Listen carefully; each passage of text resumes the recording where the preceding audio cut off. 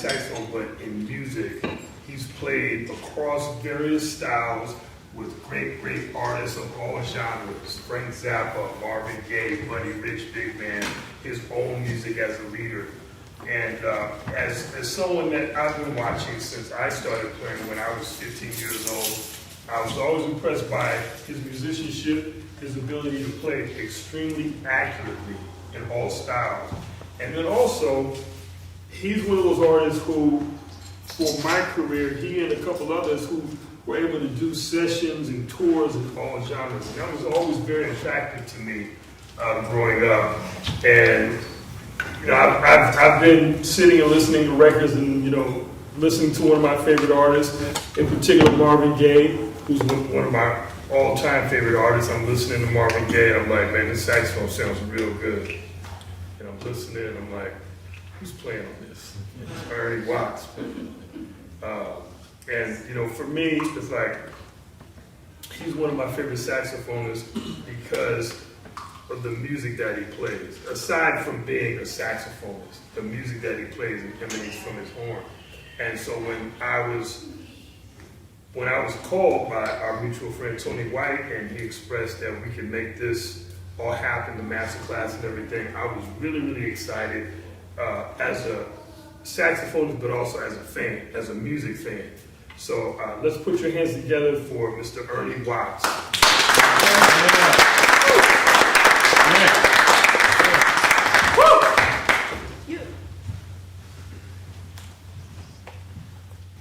Hey.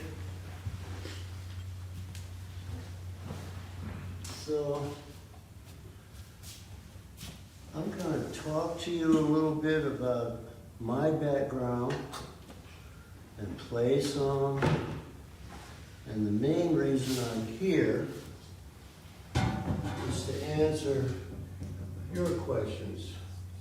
If you have anything as I go along and I'm speaking, if you have anything that comes to mind, a question that you have or something that you're working on or a problem that you have, just raise your hand and then I'll address your specific issue, you know, because this is why I'm here.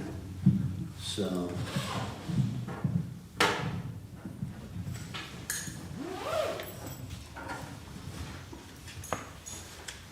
first thing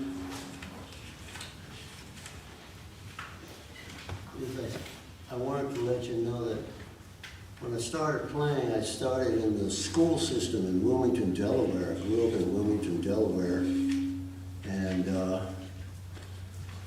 we didn't have a jazz department. We didn't have a jazz program in our school. So I learned to play the saxophone from the classical methods for saxophone. The Eubank books. There was a great, great book called it was called the Master Universal Way of Playing the Saxophone, Universal Technique for Saxophone. It was like a little, about like the size of a phone book. And had all the technical aspects of playing the instrument. So what I did was I learned to read before I learned how to improvise. I started reading music, I started learning in school, I started playing in school bands, marching bands, concert bands, and everything related to reading music and working on music in that way. So when I was about 14, about a year later, I had a neighbor that was a jazz fan, and he heard me practicing, and so he started to lend me records.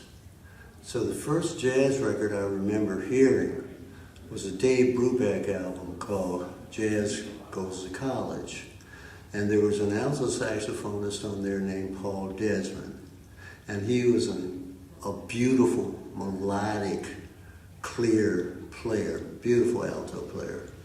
And I started listening to that and playing with the record. And I could play with the record. I found out I could hear it, I could play the things, I could play with the record. So I thought, oh, this jazz thing, this is interesting, it's not too hard. You know, I can play with the record. I can play some of that stuff, wow. So anyway, my neighbor kept lending me records. My mother, my family, they were working folks. Nobody in my family has ever been a professional musician. But my mother and my father were very supportive. So my mother recognized that I was practicing and I was interested and I was always working on it.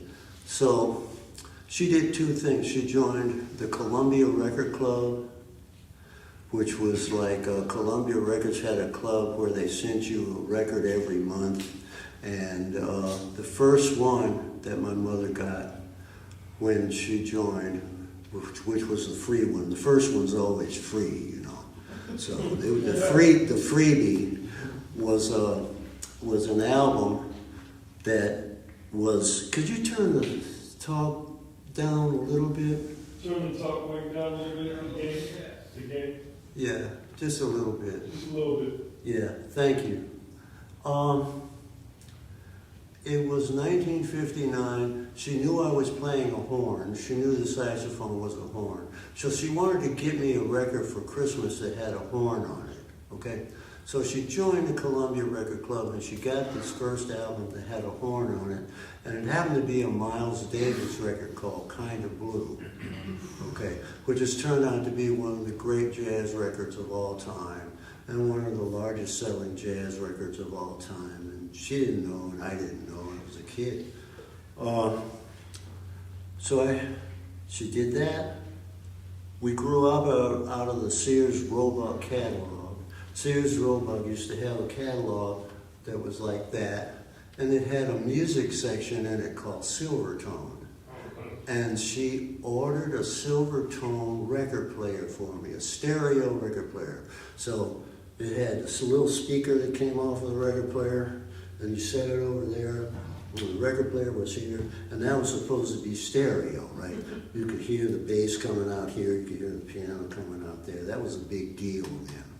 So I listened to this record, Kind of Blue, and it was Miles Davis, and it was Cannonball Adderley on alto, and it was Bill Evans and Wynton Kelly, two piano players on that. The drummer was a guy named Jimmy Cobb who had just joined Miles. And the bass player was a classic, great bass player, Paul Chambers. There was a tenor player on this record named John Coltrane. This was 1959 that this record came out. And I listened, you know, with my 14-year-old ears, I listened to this band. Even then, I knew all of the musicians had a certain vocabulary, you know. We have a way that we play, we have a way that we hear melodically, we have a way that we respond harmonically to chords and that kind of thing. And everybody seemed to have a similar vocabulary when I listened to them play, except this tenor player, John Coltrane. And I listened to him play, and everything he played was like different, but it worked, you know? So for my 14-year-old ears, I thought he was playing in another key. You know, he was playing in another key from those guys, but it still worked, and he could play with those guys even though he wasn't playing the same stuff. So from that point on, I always wanted to play in the other key. You know, I always wanted to play those different things that he was doing harmonically and scale-wise. So I started studying his music. I took my allowance money, I took my lunch money, and every week I bought a Coltrane record. And I just started listening to Coltrane at night on my record player. Every night I'd turn it on real soft because my dad had to get up and go to work. He worked for Chrysler. He had to get up at 5 and be at work. He was a 9-to-5er. And my mom was she was a housewife. So I was in my room and I was listening to these things very softly. But what I did that I didn't know that I was doing was I was programming my subconscious mind to hear in a particular way, harmonically and intervallically. So before I knew what scales were or chords were, I was playing these things and I didn't know what to call them because I was just dealing with sound to sound. I would hear something, I would do it. I would hear something, I would do it. I didn't know anything, and I kept practicing. So, as I studied, I got better. I got better with classical music. I played in a lot of bands. I played in a lot of school bands. My little sister, she's like 10 years younger than me. She used to say, yeah, I used to go and look in your closet and you used to have 6 different band uniforms in your closet, right? Because I used to play with all the marching bands, with all the schools in our area where I grew up. The teachers knew that I could play the parts. So they called me to play the parts and do the parades and do the concerts and that kind of thing. When I graduated from high school, I got a scholarship to the Berkeley School in Boston. I went up there for a year and a half, and that's when I started to learn about the scientific aspect in the music. You know, up until that time, it was totally intuitive. Up until that time, it was sound to sound. I'd hear a sound, I'd answer with a sound. I'd hear a sound, I'd answer with a sound. And I was playing with bands by then. We were playing with dance bands. We had groups. I was playing with different bands, but I was doing everything by ear. I got to Berkeley, and I learned that there's a scale for every chord, right? There's a scale for every chord. That's the science of it. So, in my mind, I figured, okay, if there's a scale for every chord, if I learn all the scales for all the chords, then it's impossible for me to make a mistake, and all I have to do is play anything I want as long as it's in the scale.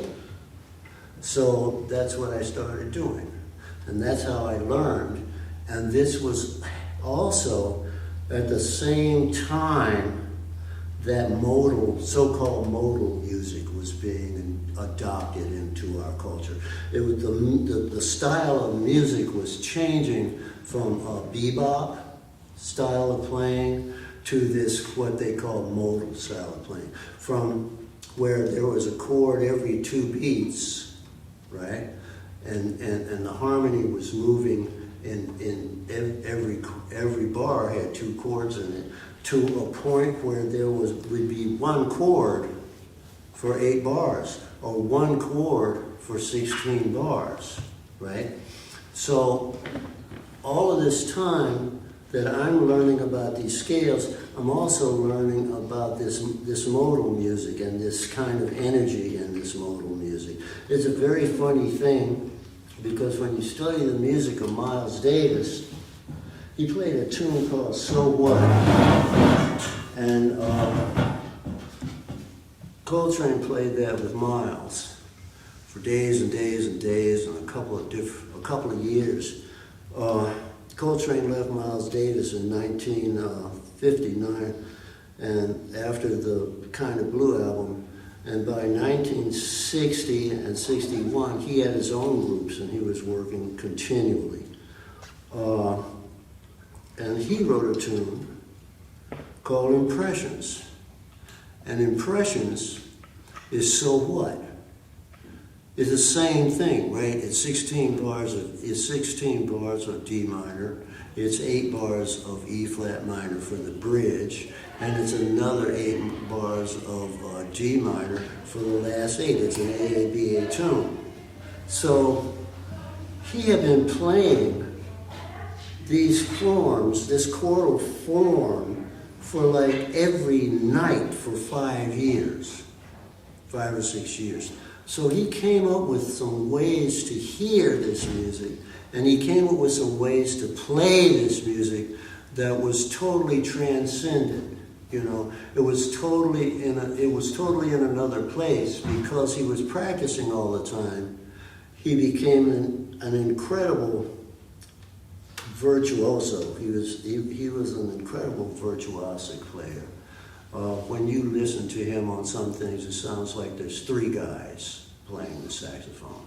It's unbelievable.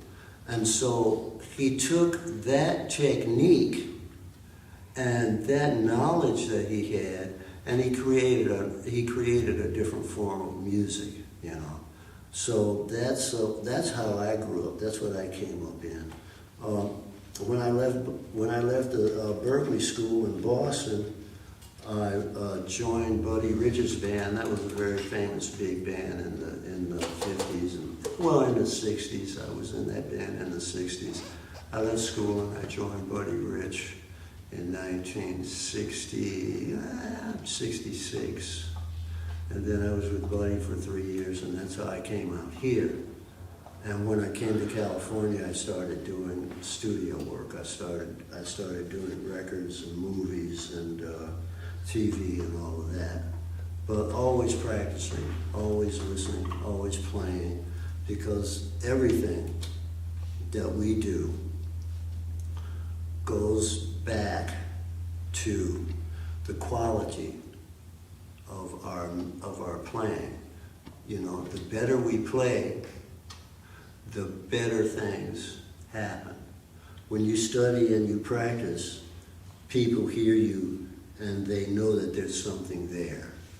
When I came to LA, I was with Buddy's band and I started doing TV, and I started subbing for great musicians. I started subbing for people like Bill Green and Buddy Collette and Bud Shank and people like that.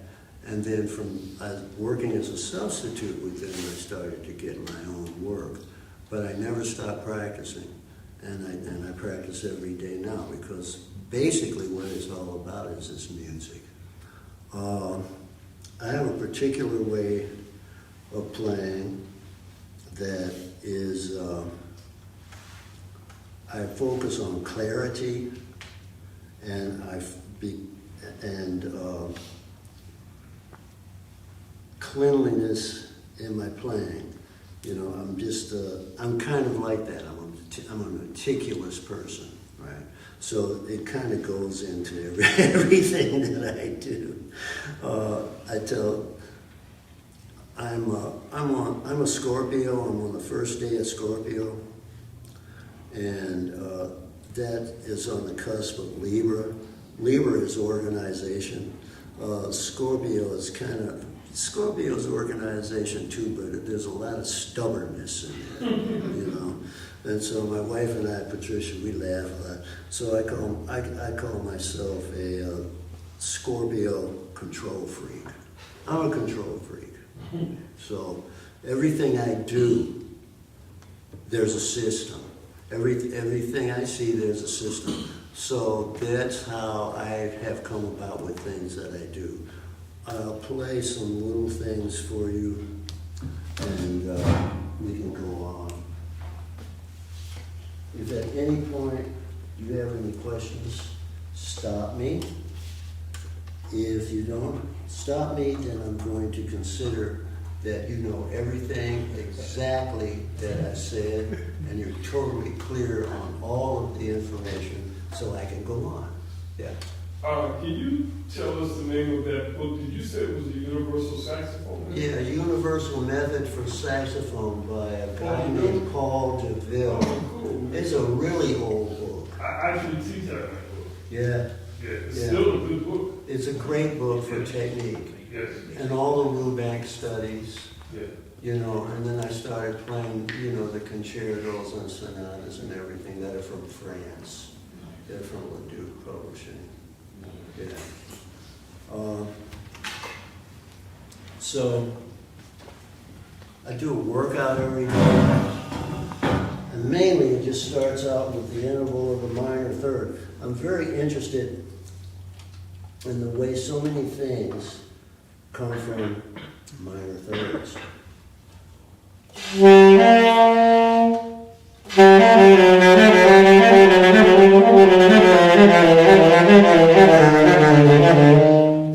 What I'm playing is the main note, upper minor third, and down.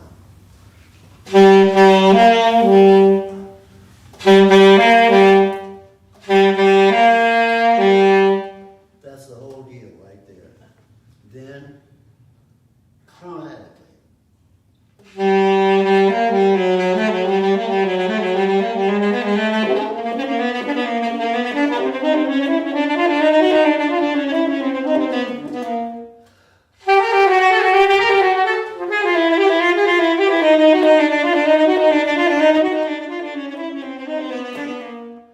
There's sections of the saxophone that are difficult. There are coordination places that have glitches between the left hand and the right hand. You have to coordinate because you're going from very few fingers down to very many. So I focus on the parts that are difficult on the instrument.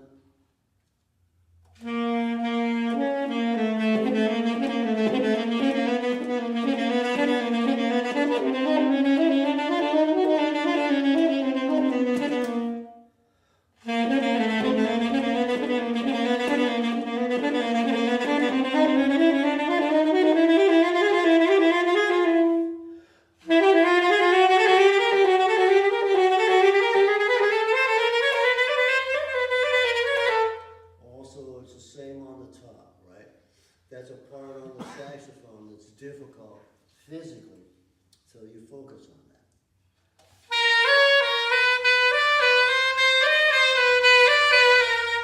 Because you're going on these keys that are called the palm keys.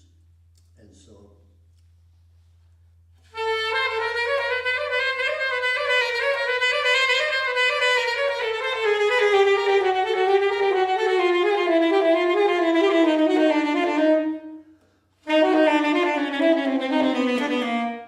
then what I'll also do, just to make sure I'm moving air, is I'll go down with this.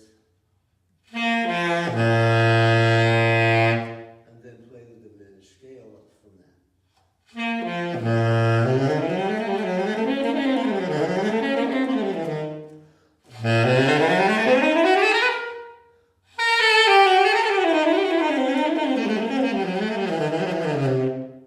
Then I'll chromatically.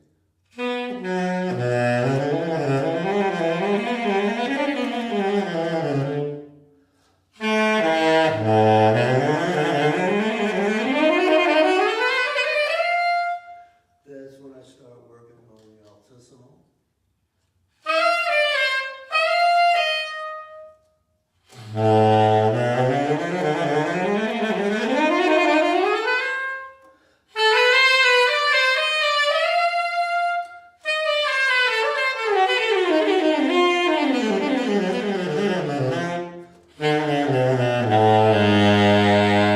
That's the bottom of the saxophone, that's A flat.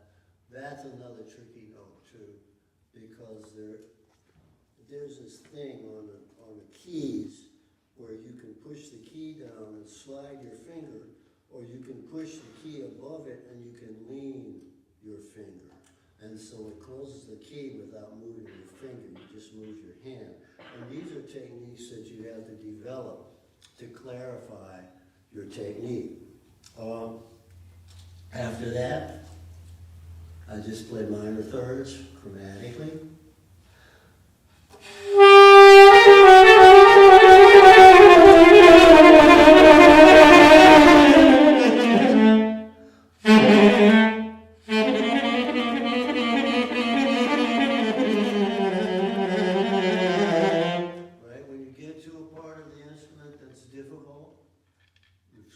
sound, you focus on it. That's that same place where we have just a few fingers down on the left hand, and then all of a sudden, all of them, both hands.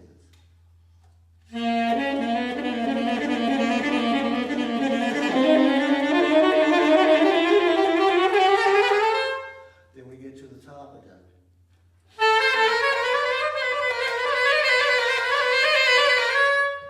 That's difficult. So you slow down. Everything you play as fast as you can play, but you don't play anything faster than you can play it. And it doesn't matter how fast you play it, because this is stuff, for me, I do this every day. I've been doing this my whole life, right? So by this time, from doing this for like, really focus about the last 40 years. From doing this every day, you get kind of good at it. So it's not devastating. It's just I tell Patricia, I say, if you gave a chimpanzee a saxophone and he sat in a room somewhere for 2 hours every day, he'd be able to play something after 40 years. You put a turtle in a room and he'd come up with something. So anyway, it ain't magic. So this is what I do there. Then I start to arpeggiate these minor thirds. When you stack minor thirds, a minor third, a minor third, and a minor third, you're creating a diminished chord, right? All minor thirds come out. It's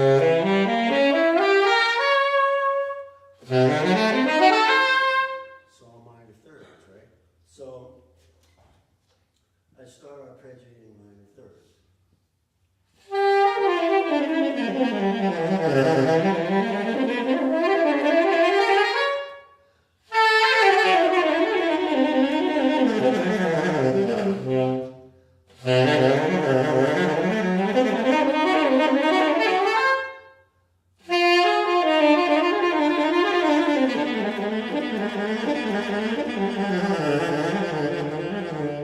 Now, for you saxophone players, there's the B flat, there's a side B flat, there's a bass key B flat. There's a lot of people that don't use a side key, and so you can't do that. You can't do that doing. Isn't that messy? So what we do is we figure out when to do which.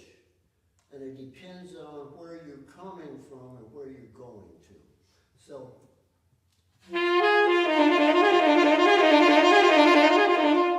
that's with this key. That's the side key.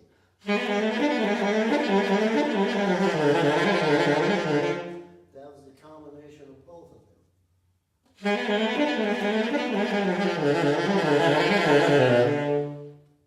Right?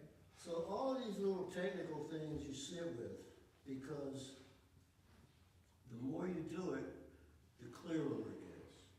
The clearer your technique gets, the clearer your vocabulary is, It's like everybody plays and everybody can play.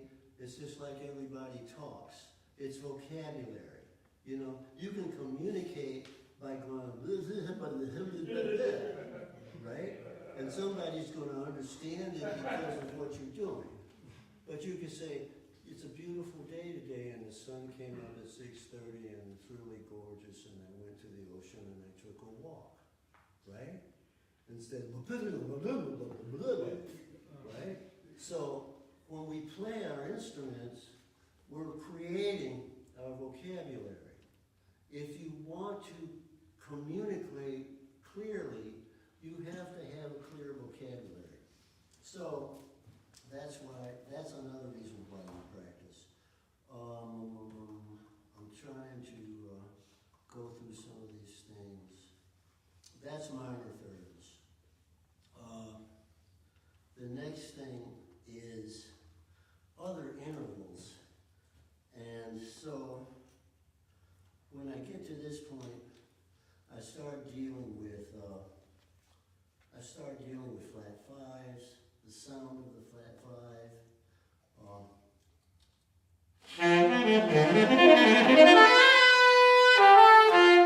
Right, that's an S7 flat five.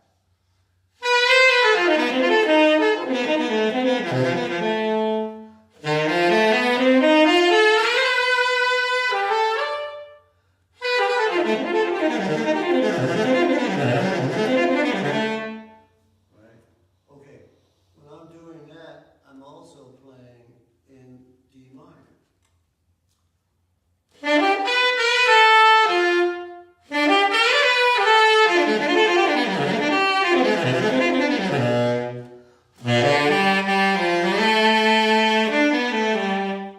everything is melodic. Everything's melody. The saxophone is a loud instrument. To get the sound out of a saxophone that is a saxophone sound, it's not as loud as it is full. There's a thing that happened historically with the saxophone. The saxophone was created to be a marching band instrument. It was created to be an outside instrument, and it was loud in that way. Clarinet players wanted to play the saxophone, and because the sound became popular, they made a saxophone that clarinet players liked. That was a Selmer saxophone. The first Selmer saxophone was tuned and made in a way that pleased clarinet players. So the sound of the instrument is a different kind of sound. It's related to that. Pitch-wise, it's great. Everything is really perfect with those instruments, but they come from a different kind of thing. Our music is like that, you know. We try to take our music and change it so that it'll be more acceptable to people that don't know anything about music. So these instruments.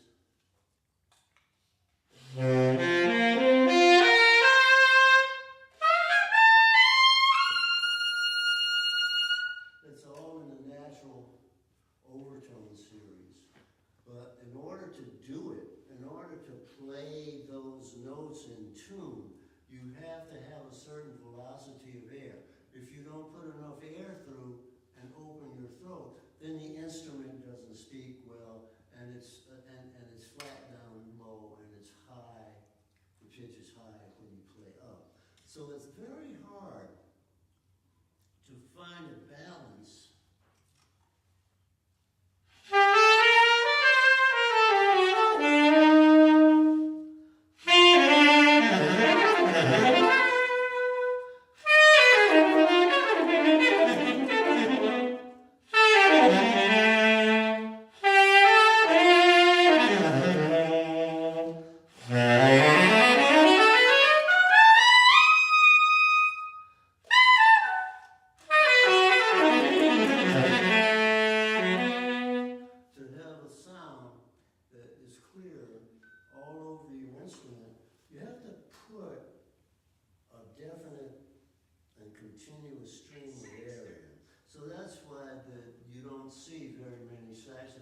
Symphony orchestras, because the strings hate us.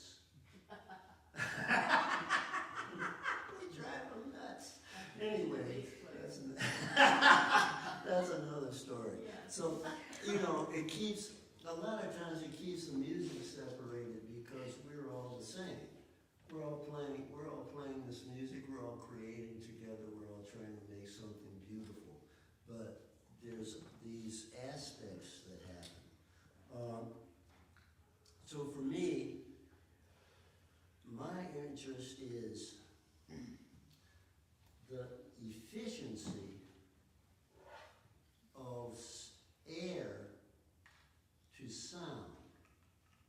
A lot of people play and there's a big puffy bunch of air that goes out in the note.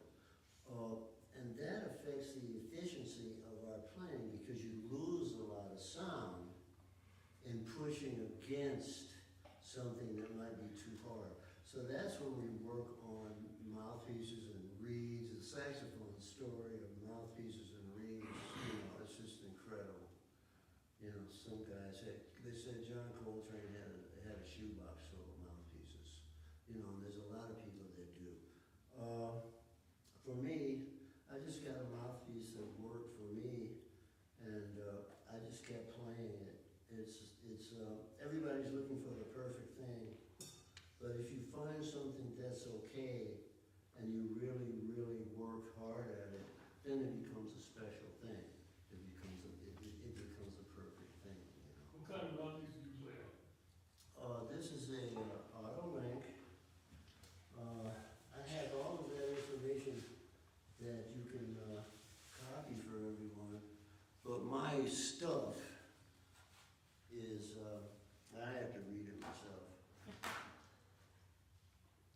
This is an auto link mouthpiece that was made in 1968. I've been playing it since then, but it's a special mouthpiece because with mouthpieces and reeds and all of this stuff, there's all of these stories, right? I was playing a mouthpiece that I liked the tip opening of, but I didn't like the chamber of the mouthpiece. It was too bright. So I met the person that ran the Auto Link factory in 1969 at a place called the Big Potato in LA. And I asked him to make some experimental mouthpieces for me. This is a 13, and they don't sell those. The widest mouthpiece that That's a Auto Link 13? makes is a 10 star. That's a 13? It's a 13. Holy smokes. It's a 160. But it was one of those things where I liked the idea. A lot of people play a fairly close mouthpiece with a heavy reed. I got into the concept of playing an open mouthpiece with a softer reed because I felt like it was more responsive harmonically.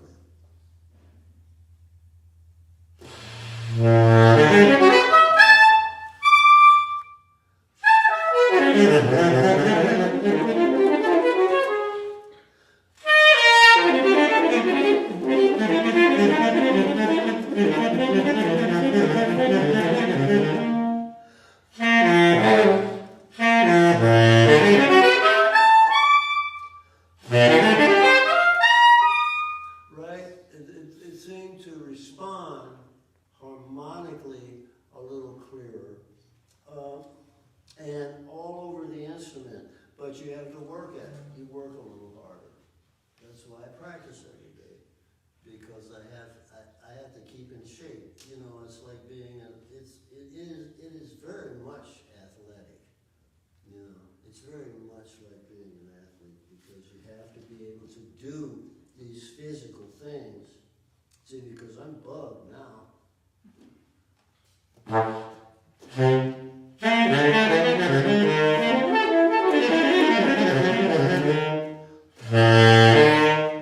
That's the sound.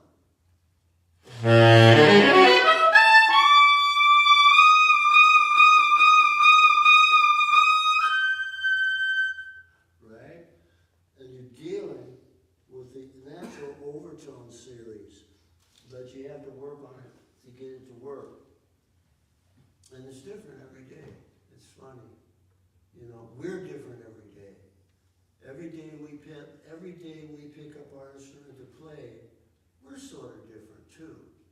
The instrument's pretty much the instrument, but sometimes you play and you pick up your instrument to play and it just sings, and other times you pick up your instrument to play and it's just so hard, you know.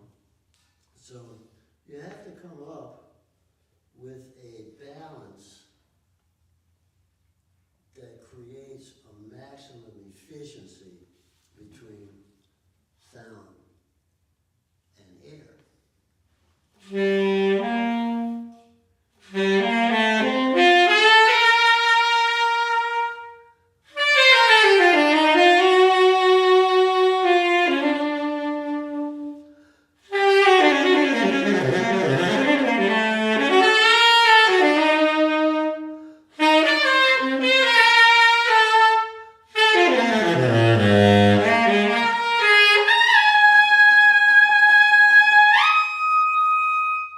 So everything is coming out evenly. So this mouthpiece is strange because it's very wide. I play a synthetic reed, and this is a carbon fiber reed, and it was made by a guy named Peter Ponzel. And I play those because they're consistent. I travel a lot. When you travel all the time, everywhere you go, the air is different, the altitude is different, your reeds work, they don't work, everything gets dry. Or if I'm playing other instruments, I put this instrument down and then I pick it up and the reed is dried out. So I find a consistency with playing a synthetic reed in that way.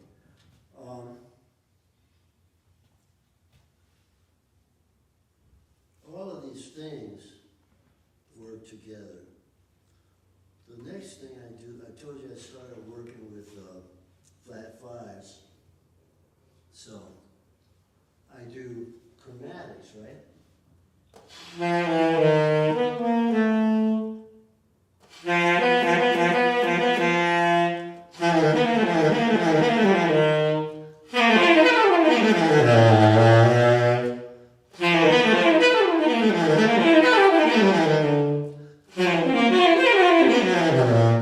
Then you do them chromatically.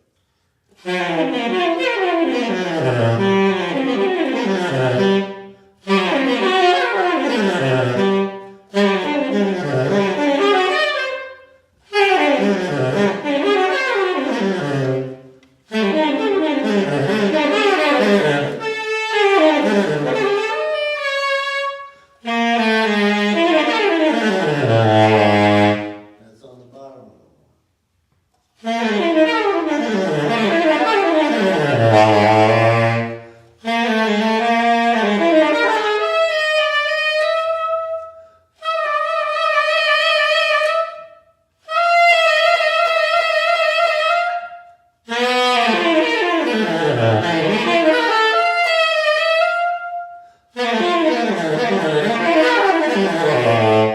I got that stuff from listening to John Coltrane. There's a very, very famous album that John did with Cannonball Adderley. It's called the Cannonball Adderley Quintet in Chicago.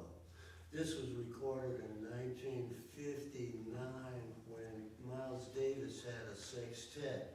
And he had Cannon, and he had Coltrane, and it was him, and it was Paul Chambers, of course, Jimmy Cobb, and Wynton Kelly.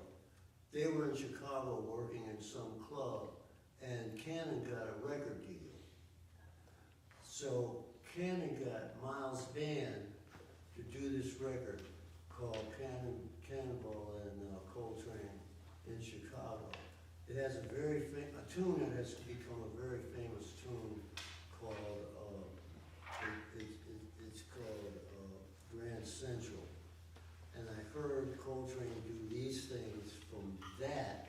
And that's the way it works when we practice. When you hear somebody play something that you like, you say, oh, okay, what's that? How does that work?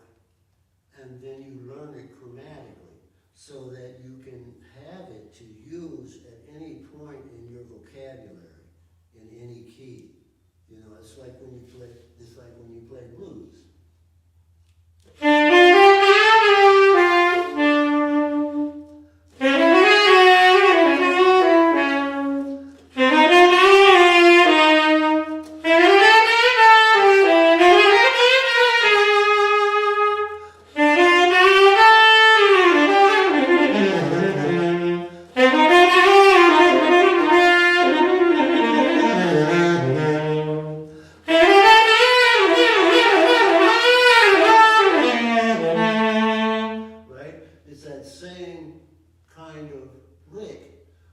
you do it in all the keys, so that anytime you play, if you feel that come through, you can pull it, you can play it. So we spend time doing that. You spend time on working out things chromatically.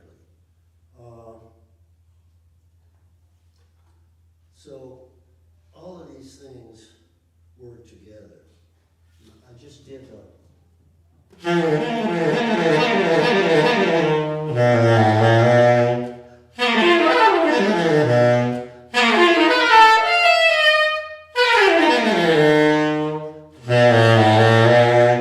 I end up on a B. So there I go from a B, I play a B dominant 7 chord just to make sure I'm flexible.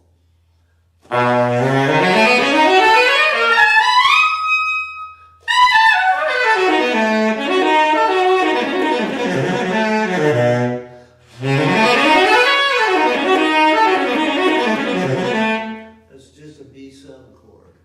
Did you ever? Yeah, what were you doing for before? You said it was like a flat 5, I think. Yeah. What was that? Actually, what was the pattern?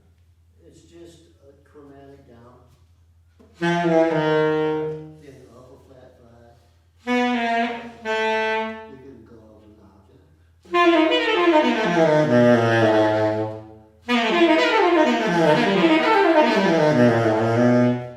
And then usually when I stop there on the B, I'll just do that other arpeggio to make sure my air is moving.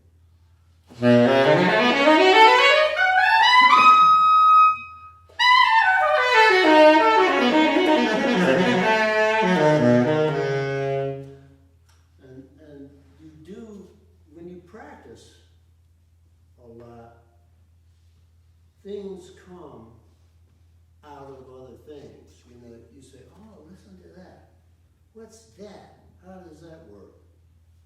So the thing that I do after that is I have a combination exercise that I came up with, which is major thirds up a diminished chord. But I do them in patterns of 6 because they seem to flow better that way.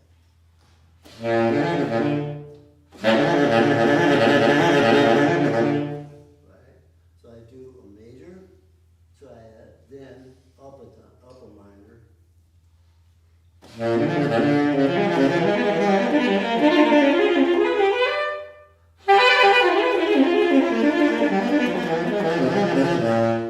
Right? That's a lovely sound. I like that sound. Then I do a chromatical.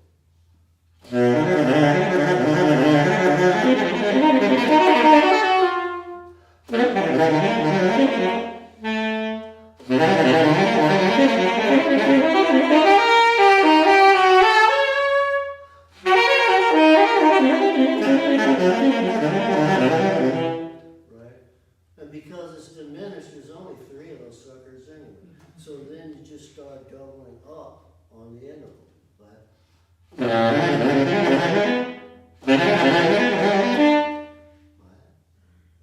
And so you're just going to, and then it starts to repeat itself because it's diminished. But when you're using major against diminished, then it takes the major sound out of it and it makes it into a minor sound. And that's what we work on all the time too, is taking sounds that are from one area harmonically and putting it in another area harmonically. You know, you can play every major key is a minor key. You know, every minor key can be a major key. And so you work with them in that way. Anybody? Okay. So we'll go to intervals. There's an intervallic exercise that I do that connects perfect fourths and whole tones. So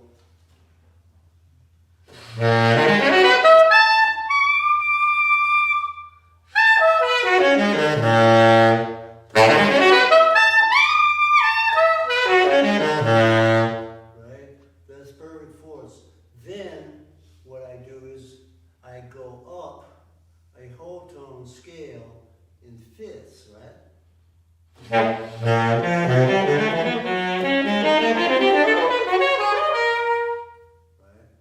That's a whole tone scale. But each note of the whole tone scale, you're playing it the fifth. You know, like it's a major triad. Right?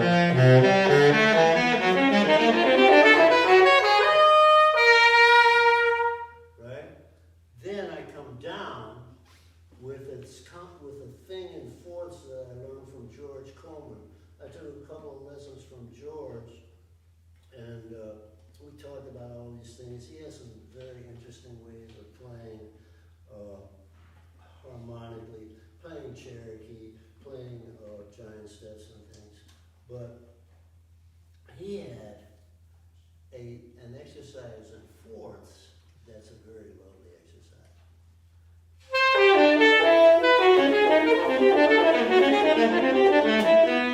So the basic thing,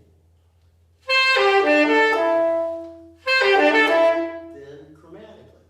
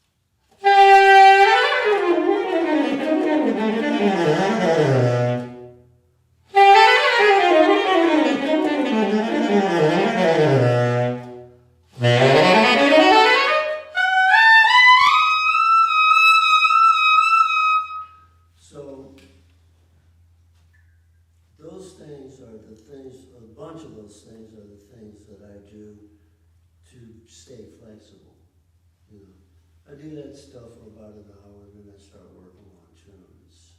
Does anybody have any questions? Yeah. I know you talked about like air and air trim. Do you have any exercise that you do that kind of like helps, open your throat and You know, I try to get the same sound all over the horn. What I've done is just work on melodies,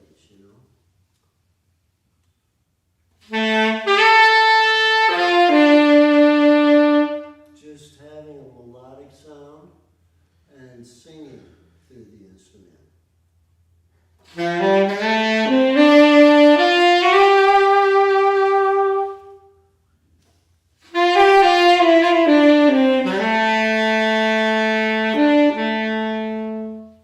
And even this, doing that with scales. This is an E harmonic minor, or D concert harmonic minor.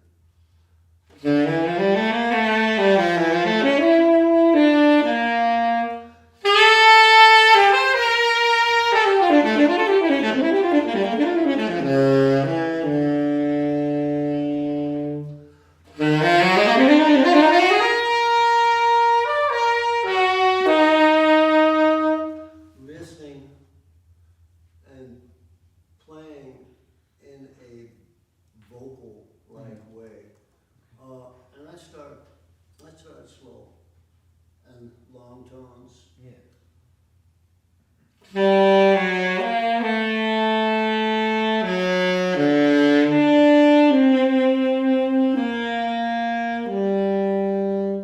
And I have a slow vibrato. I have a sound that when I play the end of a phrase, I play some vibrato to warm it up too,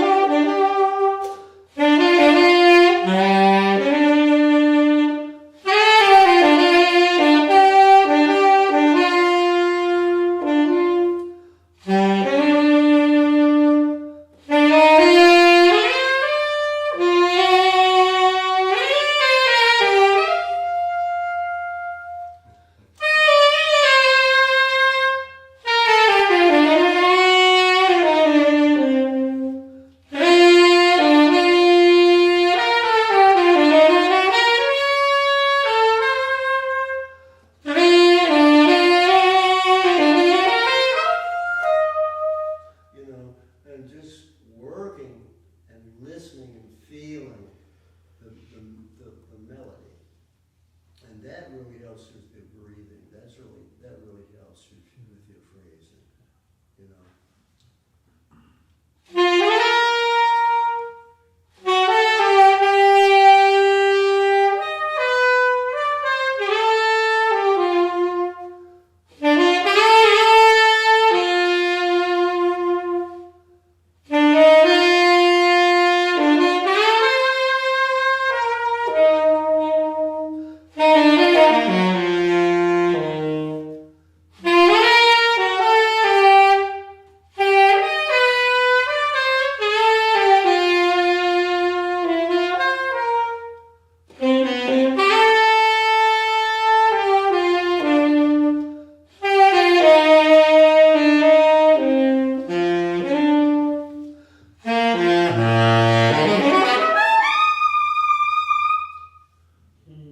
Just moving air, Anybody else? Thank you. You bet. So I was just thinking of melody, Yeah. How do you memorize changes, especially like bebop changes and rhythm changes and whatnot? How do you approach like memorizing and internalizing the harmony? It's key centers. When was learning, I went through all of these tunes and figured out the key centers, because a lot of tunes that are 2/5s are 2/5s in a key. So you're working between key center and key center rather than every chord. And then that takes it out of the, I call it the hamster wheel. You know, it's like a lot of people play giant steps and it sounds like they're in a hamster wheel.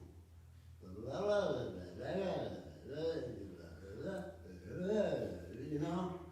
And so after a while, you want to think of it as playing in keys.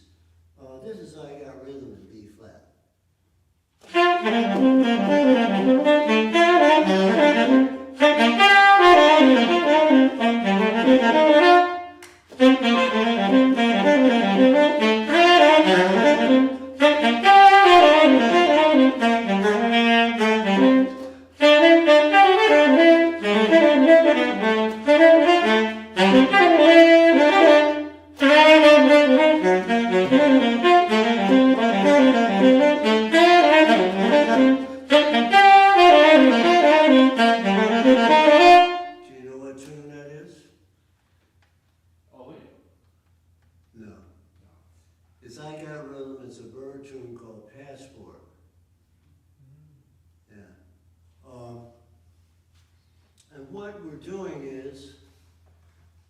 These are 2/5-1s in B flat.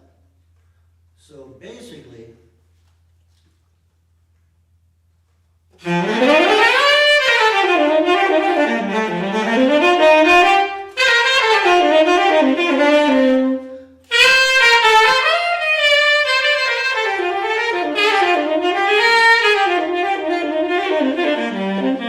right, that's that 8 bars. I'm playing a B flat scale. It's just how you think about it, right? Now, I got rhythm. What do? You add 3 sharps on the first 2 bars of the bridge. You drop a sharp on the next 2 bars. You drop a sharp on the next 2 bars, and you drop a sharp, and then you're back in B flat again. So you're dealing with 2 bars of D, 2 bars of G, right? It's just you're dealing with key signatures. Here's the bridge. I'll play the melody.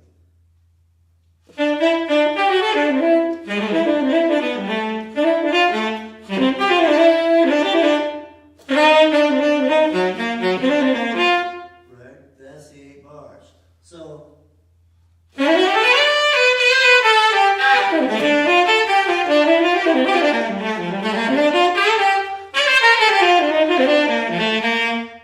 here you are back, it's B flat again.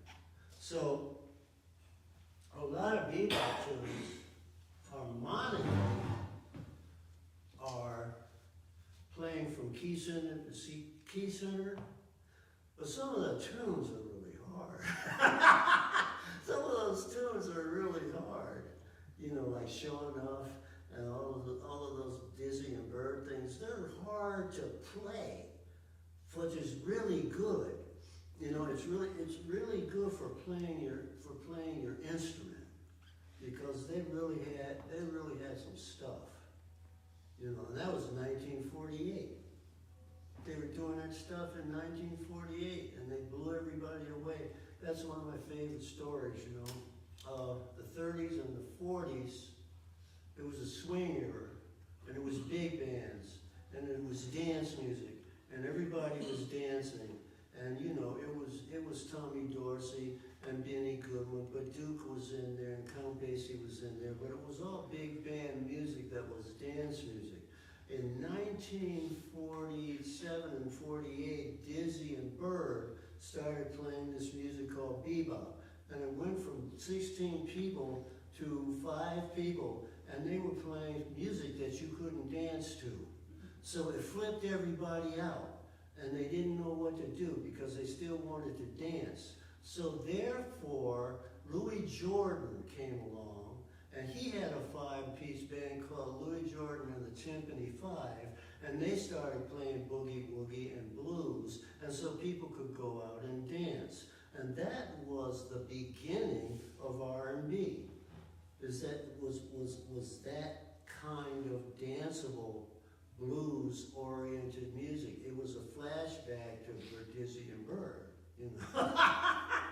People couldn't deal with it, except the people that knew. You know, it's like you have to study to recognize what they're doing. You know, just like Coltrane and Ornette Coleman and all of that stuff. You have to study to know what they're doing, and then when you know what they're doing, they're just playing tunes. And when you listen to Coltrane in some of his most avant-garde stuff, you can hear giant steps in there. You can hear blues in there. You know, there's like a thing he played in 1961. It's called "Chasing the Train," right?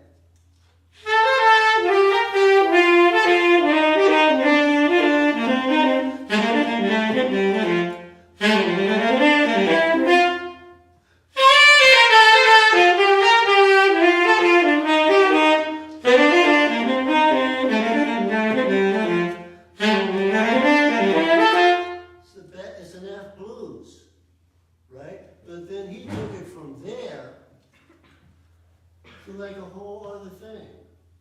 And it was revolutionizing. They say that his solo in 1961 on "Chasing the Train" was the beginning of avant-garde jazz. You know, so all of these things come together. That's why I say, if you learn all the scales, you can hear all of this stuff, and you can hear the relationships, you know. The only thing is you gotta be able to do it. So that means you gotta practice. It's hard. There ain't no way around it, you know. It's like you can't get the results if you don't put in the time. And the results are in direct relationship to the effort that you make. You know, I heard you playing. You thought you sound good. You have vocabulary. You know, I heard. What was the one?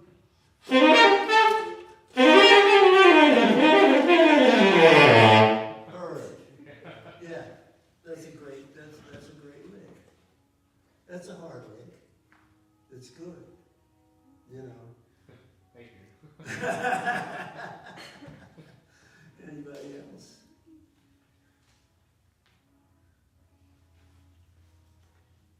Yo.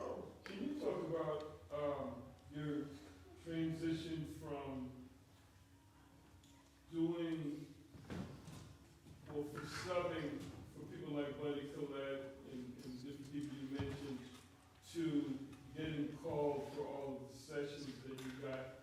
Because I don't know if you all know, but he's probably the most recorded saxophone player in the LA studio scene. I saw something online a while back, and it said something about, it kind of alluded to the session work you did, and it just showed the list of people, and it was a long list. Yeah, Patricia, she tells me, she says, yeah, I did 1,500 recordings, and on records, movies, all of those kinds of things, background things. And so how did that come about as you were, like how did you accumulate that work? It came about. Because he's really good. No doubt about that. It came about because of the very habits that I've been talking to you about for the last hour. It came about because when I was 14 years old, I made a commitment. I made a commitment to myself. I made a commitment to music. I made a commitment to whatever you want to call it, excellence. And people that are involved in music and people who do what we do, they recognize that. All of these people, all of these guitar players, all of these rock and roll people, all of these R&B people, they're all frustrated jazz musicians. They got to a certain point where they could do a certain thing, and they stayed there. They recognize other people that didn't stay there. So when I was working all the time, I was helping other people make their dreams come true. You know? And then I tell everybody, I practiced so much, I played so much, I was just totally overqualified. You know, I played so much that it was just so easy to do that kind of thing. It's so easy to do 3 chords. It's so easy to do that kind of music because it's not highly evolved as music. Music as an art, they are simple forms. They're folk forms. It's like folk music. The blues is folk music. You know, we're folks. You know, we the people, right? So it's music for the people.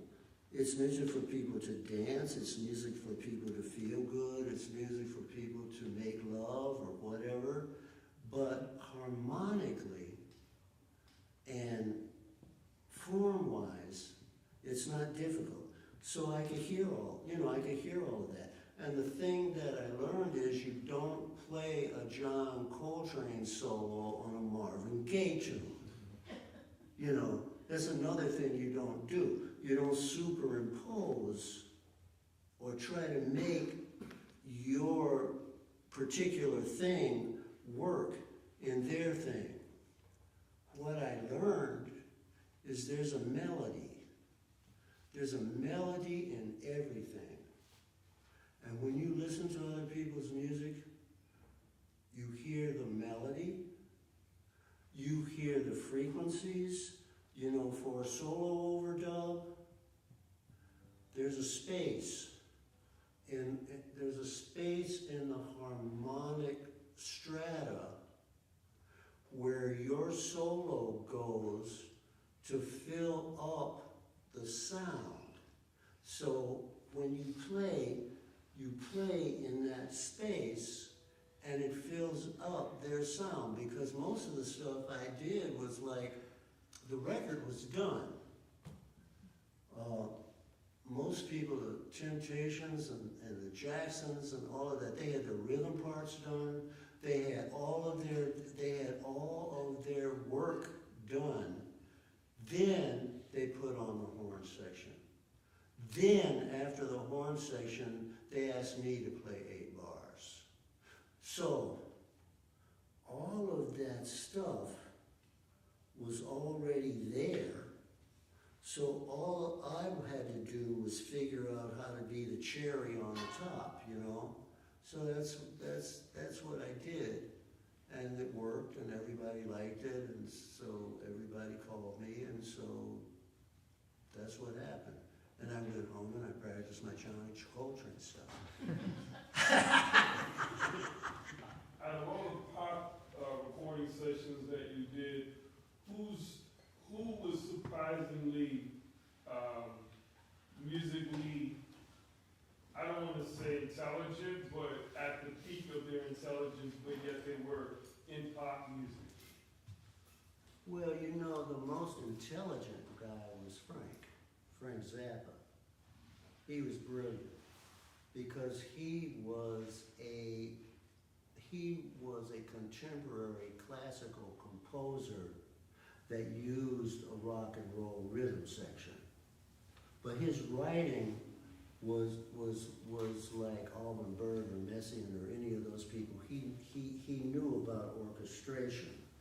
I think he was probably the most intelligent in that way.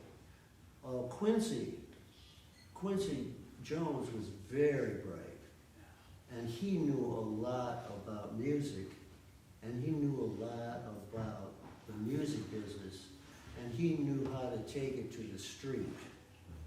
And he was a brilliant man because he did those things, and he did his pop things in a very intelligent way. You know, with James Ingram and Patty Austin and all of us. You know, he was a very bright guy. Yeah. Yeah. I'm wondering if do you have any specific exercises that specifically target like the upper register and like with the palm keys and getting a full sound up there? You know. You have to come to an agreement with your mouthpiece and reed thing. That's the hardest thing because I hear a lot of saxophone players that get a certain sound on the altissimo and they get another sound in the middle of the horn and they get another sound on the bottom of the horn. So you have to come to a place where your velocity of air is the same throughout your instrument. And so therefore you have to find a mouthpiece that works for you and a reed setup that works for you. And it takes a long time. It does. But you work on it and you keep working on it. And then it eventually comes together. But none of these things are fast. That's the problem, you know. You have to sort of make a commitment to wanting to do it. I gave Teo some fingering charts and warm-up exercises and everything that I do, so he can make copies for anybody that would like that. And it's what I do. And when you look at it, it's not complicated. You know, the only thing that makes it complicated is it's fast. But it's the same stuff. Yeah. That's what I learned from Freddie Hubbard, right? I play with Freddie and I listen to him a lot. I still listen to him a lot. And he would play basic harmonic things, basic sounds, but his sound was so clear and he played so fast and so smooth that it sounded like other stuff. You know, and there's a lot of people that do that. Ernie does that. Keith Jarrett does that. But when you listen to what they're really doing, it's basic things, but they're just really crystal clear, and they're so clear that they sound like something else. You know? So that's why, if you keep playing and you keep practicing, then it gets smoother and other things come out of it. Yeah. And you can get some information from Teo. So the things that I do. Plus, for working on altissimos and working in the top of the horn, every horn is different, every mouthpiece and reed setup is different, and they respond differently harmonically to your air. Yeah. You know, and so a fingering that I have might not work for you. So you try it, and if it works, it works. If it doesn't, you just go to something else. It depends on how your air is. There's things with overtones, right? There's things with fourths where you can gliss and move fourths with your embouchure. And it's here.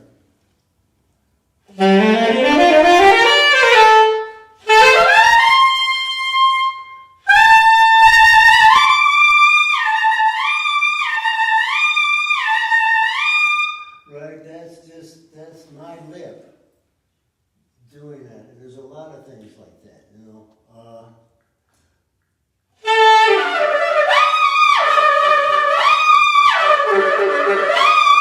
Multiphonics. You know.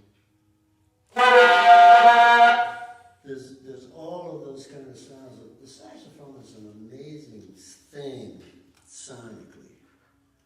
And so as you do things, when you find something, and this is the fun of it, when you make a mistake and find something that sounds interesting, then figure it out. You know, figure it out, okay, what is that? What note is that? I'm goofing up, but I played this thing and it sounds pretty good. What is it? Oh, it's a G. Okay, then the next time you're playing a tune or playing in something, you might want to use that effect on the G. You know? And that's how you come up with your vocabulary. That's how you create your sound. Yeah, because we all are different. You know, we all have a different makeup. Our bodies are all different. Some of us are tall. Some of us are round. It all makes a difference with how your instrument sounds. You know, so there's a whole lot to do. Anybody else? Yeah. I have a, let's see.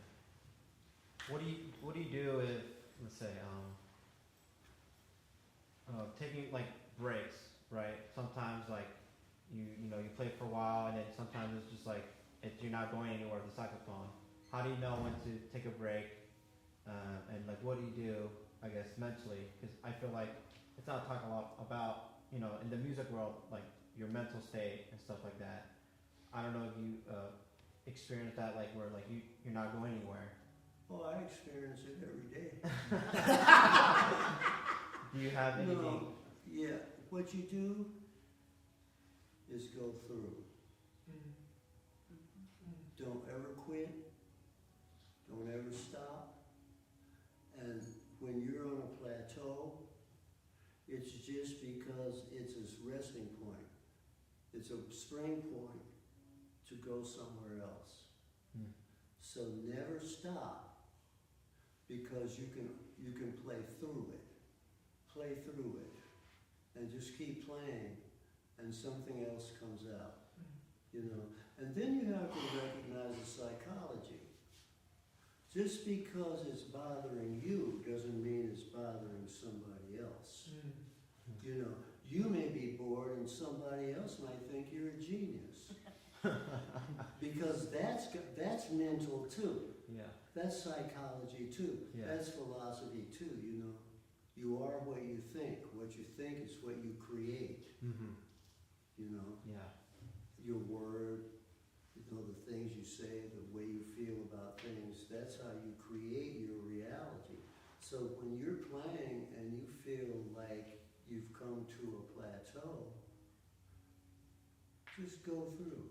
Bore yourself. And something will happen. Mm-hmm. Something always comes out. Mm-hmm. You know, because you can't get bored with music. Yeah. You know, you can get bored with yourself, but you can't get bored with music because it's infinite. It's infinite energy. So, you know, we have a funny little saying that we say around our house. We say, when you change the way you look at things, the things you look at change. Yeah. Because it's perception. Yeah. You know, everything you do is perception, right? And everything you do is compared to what? You know, they say, oh, well, this guy this guy this guy that. But compared to what? You know, compared to what somebody said who wrote a book. And they might not even know a C from a B flat. You know, so there's some guy somewhere that wrote a book. He doesn't know a C from a B flat. He's telling you that somebody's brilliant. And what is, huh? And there's all of that. You know, that's the music business. That's the business of it. And you see that all the time. But the thing you have to do is go through. Always go through. Yeah. Thank you so much. You bet. How do you practice like, or like let's say you're in a situation where you don't have your horn whatsoever. How do you go about practicing? I always have my horn. The only time I can't practice is Patricia and I travel on the train. The long distance Amtrak Yeah. trains. And so sometimes I can't practice for a couple of days because we're on a train and it's dangerous. You know, because it takes a little bumper, it takes a little jolt. But when I get to a hotel, I have a way of practicing that's soft. I have a time that I practice. I know that if I'm in any hotel, if I practice between 11 o'clock and 1 o'clock, there's not going to be any problem because the people that are there for meetings aren't there, and because the housekeeping crew is out there running vacuums and banging up against the wall, and they're making more noise than I am. So I have a window, and I practice between 11 and 1 in a hotel. You know, I have a window. We have a little condo here, and I don't practice after 7 p.m. I practice between 11 in the morning and 7 p.m. and I try to get my 2 hours there because I try to be considerate for my neighbors, you know. And then I have a volume I can play for hotels. I can play really soft. I'm not working on high notes. I'm not working on anything at that particular point but coordination. All that, you know.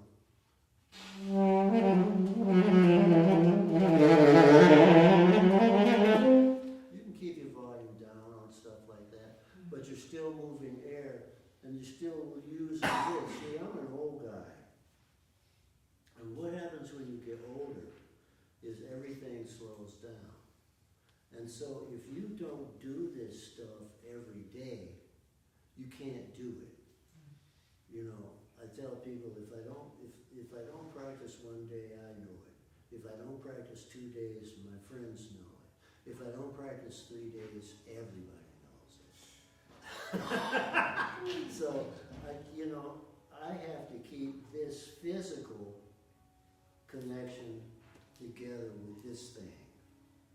And so I practice every day whether I want to or not. A lot of times I don't want to practice. A lot of times I don't know, I do not want to practice. There's something else I'd rather be doing. But I sit down and I start going.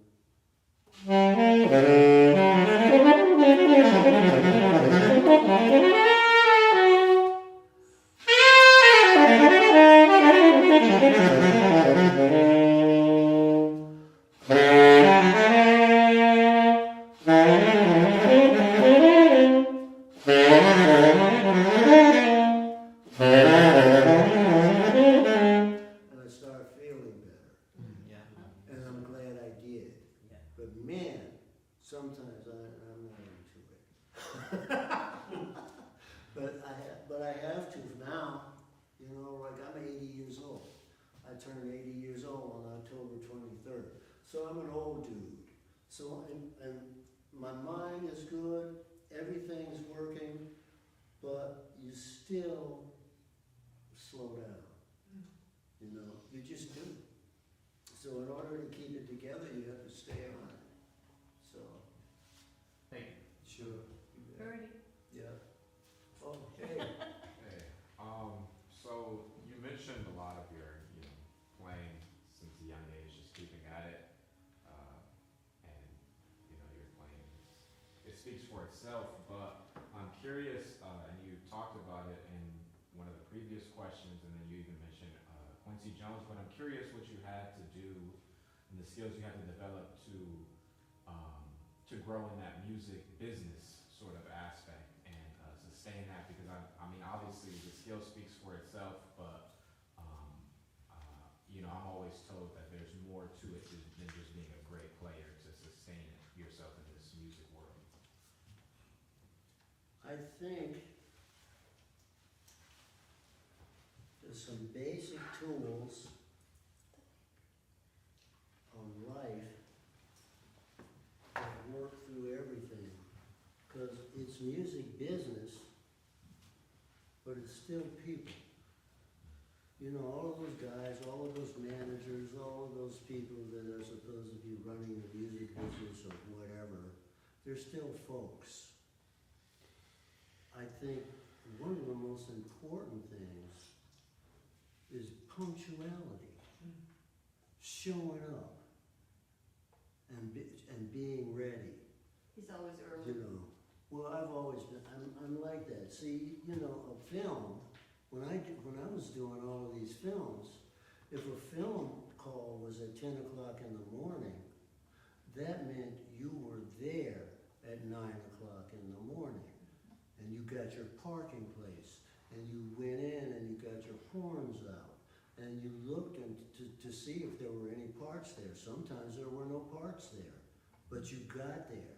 You know, and if you lived in, like me, I lived in the valley, and I had to go to Fox in Culver City, you know, or that kind of thing, and I would have to play English horn at 10 o'clock in the morning on some film, because I did all of that too. So I think the most important thing is being punctual and being serious, you know. And we have a joke. The 3 rules of the sideman are show up, shut up, and play your part. And number 2 is the most important one. Number two is the most important one, you know. And then you get a history of that. You know, you get you get known for being dependable. You know, I was in the army. I was in the music army. I was one of the guys in the band. I wasn't a star. I wasn't a writer. I wasn't a conductor. But all the stars and all the writers and all the conductors, they had to have somebody play their stuff.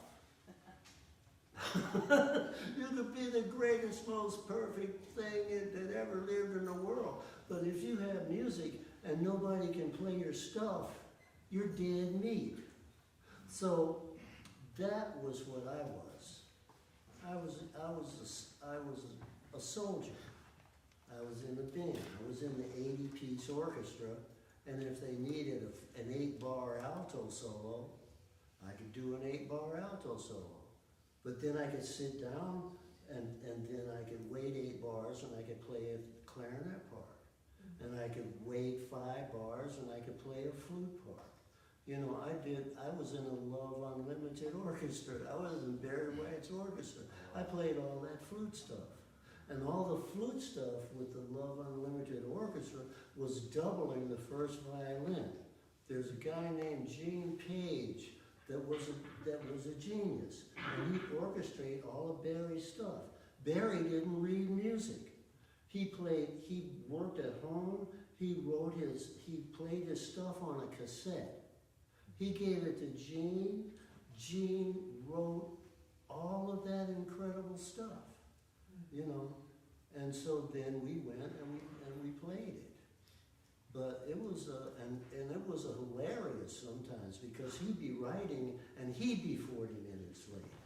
And the whole orchestra would be there. 80-piece orchestra is there, and we're waiting for Gene to show up with the parts. You know, so it's not like we had a chance to practice either. You know, they put those films, that stuff, they put that stuff in front of you. They rehearse it once. They record. And you have to be there, and you have to be ready. So that's how you become successful in the music business. I think now is different because everybody is an entrepreneur. Everybody's doing their own publicity. Everybody's got their websites. Everybody's got their stuff that they do on themselves. So it's different. It's different now. And I think that what you're saying is right. But if you're serious, you know, you make that, I guess you make that your instrument too, the media. This is the media age. So you play your instrument and you play your computer too. You know, we're working on that. We're trying to get our website up. It's terrible. They say, Ernie, where are you working? Where are you working? We looked up your website. We can't find you. But then you get Nancy though. He's got a manager and that pops up, Yeah. otherwise dead website with her Yeah. phone number. So, you get rid of Nancy. But it's different now. But I still would say that the most important thing is to keep it together. Get it together, keep it together. Because it's word of mouth. That's how the things that happen for me is because somebody called me to play in a band, and I went and played in a band, and somebody else heard me, and they said, oh man, I wonder, you know, if he wants to play with my band. And he asked me, and I said, sure. And I went there, and I did that. And then all of a sudden, they got recorded, you know? And it's mainly just from wanting to play. You know, if you really want to play, it'll work. Charlie was like that too for you. Yeah. He heard you on the radio when they were putting Quartet West together and said, who's that? I want him. Right. That Tracked him would down and happen found all him. the time. That's how I started playing. It was an acoustic band called Quartet West. It was Charlie Hayden's band. And he played with Ornette. So he was a part of all of that famous Ornette Coleman stuff in the late 50s. You know. So you can do it. You know. You can do it. Anybody else? Yeah.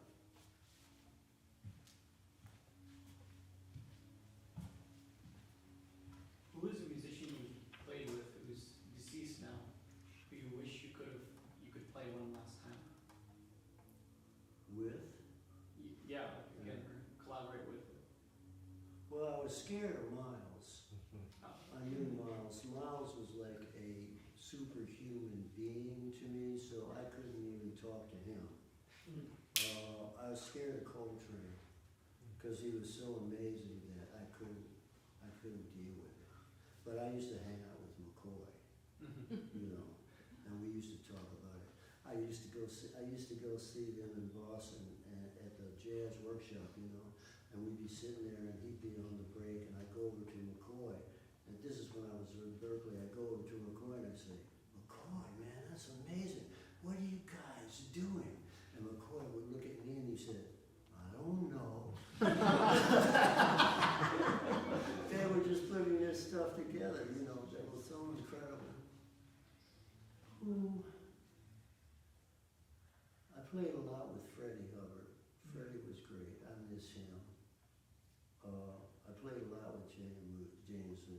I miss him. There's a lot of people that are gone that I miss, but I'm happy I was there, and I'm happy that I did some recording and then some documentation of that. Yeah, Michael, you know, Michael Brecker, we did a bunch of things together too. So, like that. Great players, you know, and some people like that, that's, every time you hear them, it's like a lesson.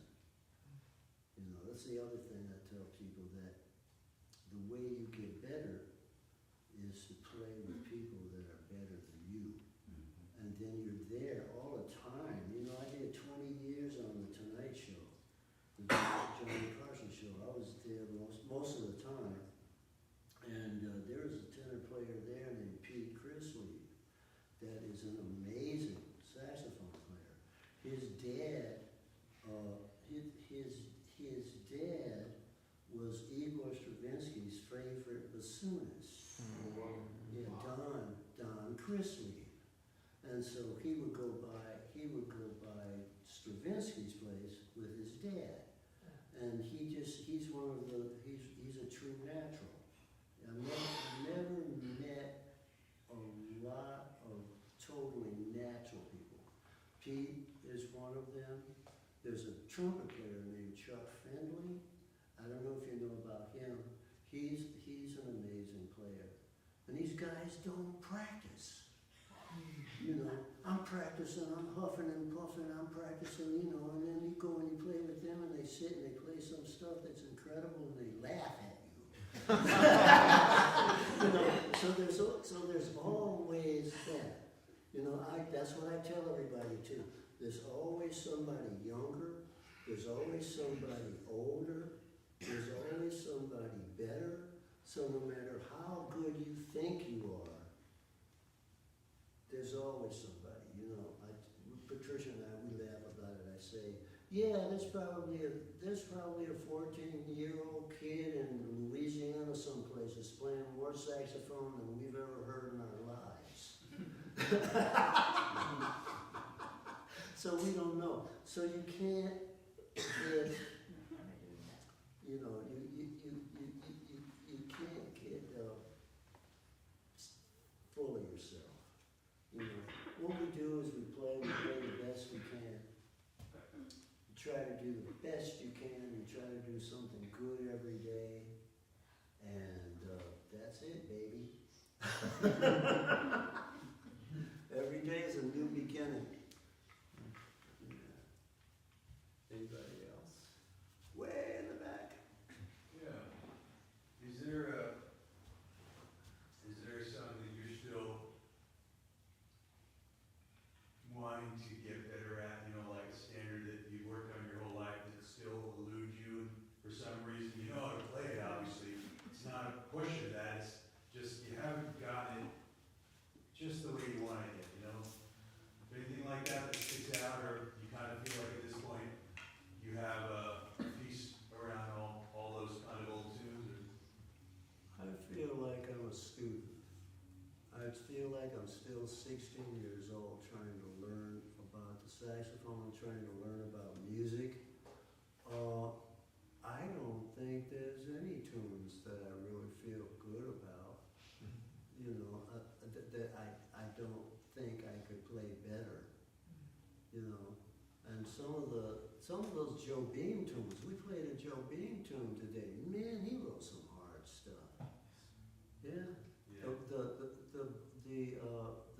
The Brazilian things, some of them are beautiful, and they're beautiful harmonically, but you've got to really be watching out, you know. So I'm just a student. I've just been a student longer than most of you. I'm still a student. I think we all are, you know. I think that's the magic of music. You can't learn it. You know, you can't really learn it all. You can't, there's so much of it, and it is so big that it's impossible to get bored. You know, we say, it's like, music isn't boring, people are boring. And if you open up your mind, and you listen, and you see these things, it's just, you know, it's just like being a kid all the time, forever. And I think that's the health in it. You know, it keeps your mind working. For the saxophone, it keeps my physical body together. It keeps my cardiovascular together. You know, I had a heart attack, when was that, in 2020 or something like that? 2021. Yeah, 2021. I had a heart attack. I was playing with Patrice Rushen in Baltimore at the Thank goodness. Keystone Corner. Because we were right by Johns Hopkins Yeah, Hospital. and we were like 9 minutes from Johns Hopkins Hospital, and I had my heart attack, and the fire department came and got me, and I have a stent, and I have, you know, my little stuff I take for cholesterol and all of that. But otherwise, I feel the same as forever because I'm playing. You know, I'm using my lungs. My heart is working. My blood is moving. And I think that's music is really important for that, for your body and your mind. Something funny happened while he was in the hospital. He was recovering. They kept him for about 5 She days knows because the they were story. testing out all the medicines and making sure that they worked for him. And how, you know, how many he should take and all that. So it's a teaching hospital, and people would bring their students in there, see some procedure that he was having so that they would know that's what they would end up doing with their patients when they graduate from the program. Real basic, you know. So he's sitting there, and this woman brings her students in, and she's testing his breathing. Oh. Now, Yeah. she looks at all she knows about him is what's on his chart. Says he's 79 years old. So she immediately, of course, that's all she knows about him. So she figures his breathing is probably pretty bad, right? Okay, so she goes and, you know, puts the little stickers on his chest, and she puts on her stethoscope, and she's listening herself with that, and she's telling him the stuff you tell a person who's getting this, you know, breathe in, now hold, now let go. And we did this for several times in a row, and then all of a sudden, she just puts everything down and looks up and goes, "Wow." I said, "Yeah, he's been playing the saxophone for 60 years," and she went, "Yeah." So, you know, it helps. All of it helps, you know, and it's all positive. So that's a good thing. Yeah. Indeed. Yeah, I just wanted to say that I wasn't here when Teo was talking about you, so I'm not sure what you shared, but I don't know if everybody knows just how important you are in music.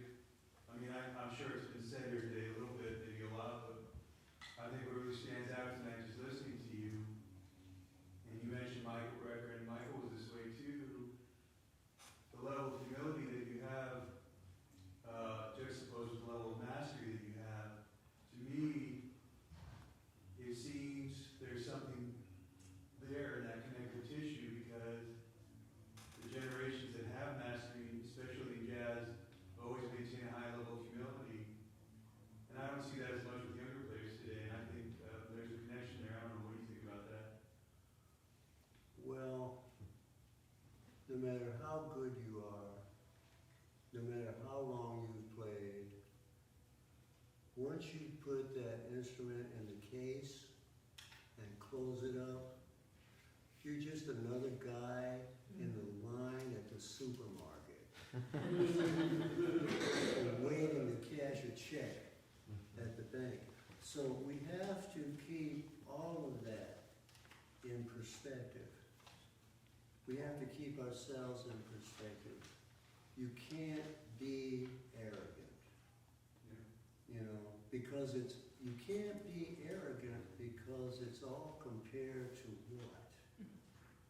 You know, it's like they talk about people that are geniuses, they talk about Einstein, they talk about whoever. Compared to what? Compared to what the norm is, they are geniuses because they're on a little higher level of consciousness. But we're all still a part of the same energy. Plus the fact that there's people that are geniuses at one thing here, but they can't get across the street. You know, they've got their what do you call them? They're a one-trick pony. They've got something that they can do that's amazing. But as soon as they put their instrument down, nobody's home. And we're all here.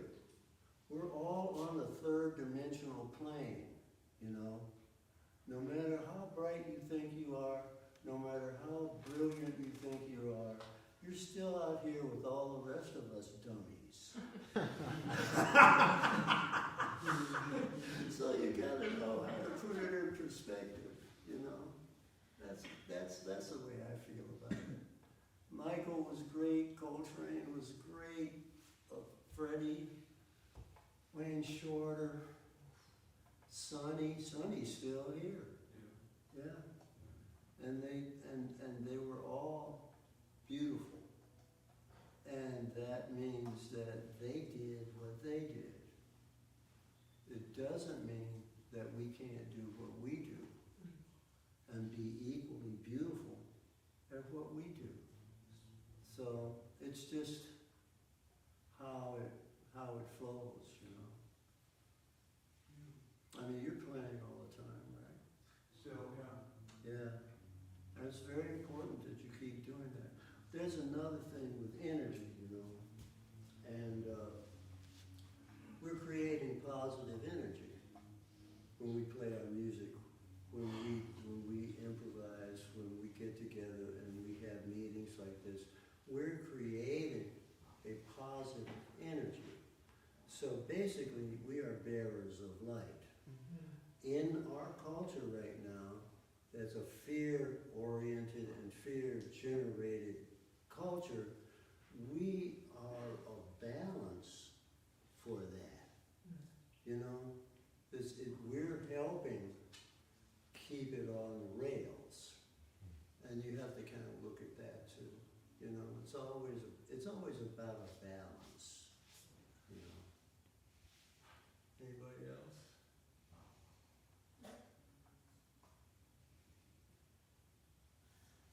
Well, I'm gonna play a little bit and then I'm gonna stop. Are we okay to you? Got it, take your time.